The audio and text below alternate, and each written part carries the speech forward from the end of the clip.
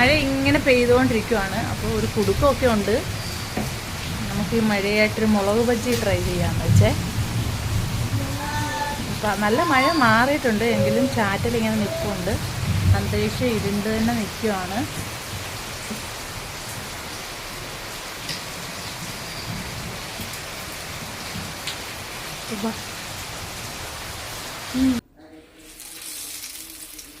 ചൂടായിട്ടുണ്ടേ.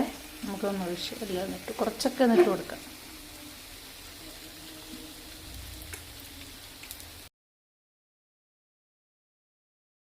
എല്ലാം എന്താ ഒരു സൈഡ് തിരിച്ചിട്ടിട്ടുണ്ട്. ഒന്ന് പൊഴിച്ചെടുക്കാം. മുളക് ബജ്ജി ഇവിടെ റെഡി ആയിട്ടുണ്ട്. അപ്പോൾ ഇത് കഴിക്കാത്തവർക്ക് കുറച്ച് മാവ് ഇങ്ങനെ പൊരിച്ചെടുത്തിട്ടുണ്ട്. അപ്പോൾ ചായയും സെറ്റായിട്ടുണ്ട്.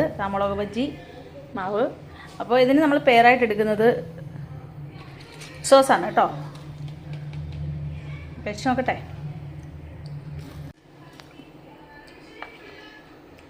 അപ്പോൾ വീഡിയോ ഇത്രയേ ഉള്ളൂ. ഇഷ്ടമെങ്കിൽ ലൈക്ക് ചെയ്യണം, ഷെയർ ചെയ്യണം, സബ്സ്ക്രൈബ് ചെയ്യണം, കമൻറ്റ് ചെയ്യണം. Thanks for watching.